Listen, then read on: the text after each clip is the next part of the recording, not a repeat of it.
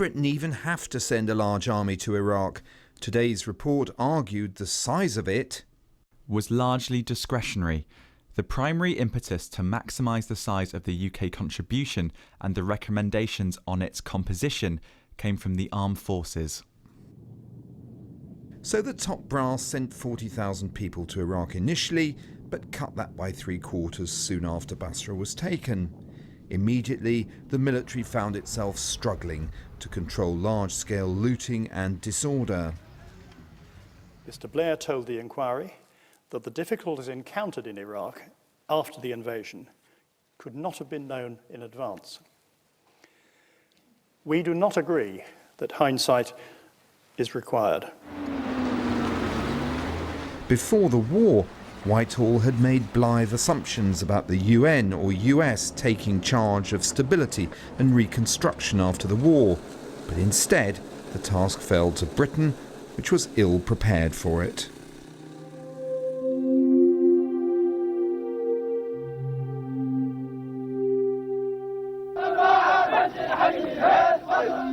Throughout 2004 to 5, militias increased their hold in Basra, and the British commanders sent to keep a lid on an increasingly unstable city knew they didn't have the resources to do it. We had 2 British battalions to keep order in Basra until we could generate Iraqi police and military capability.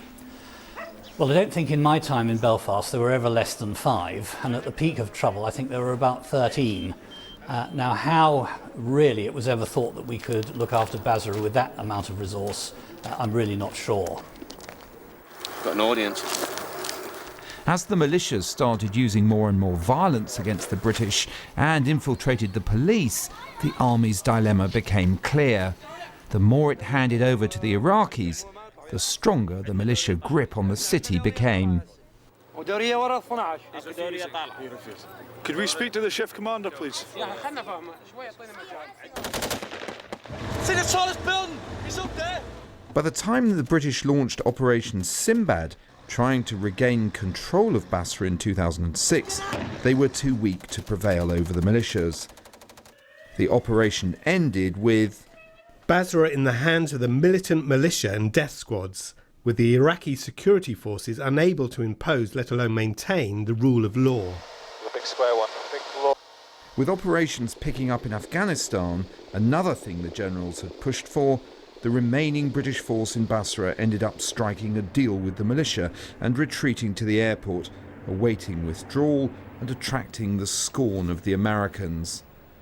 It was humiliating that the UK reached a position in which an agreement with a militia group, which had been actively targeting UK forces, was considered the best option available.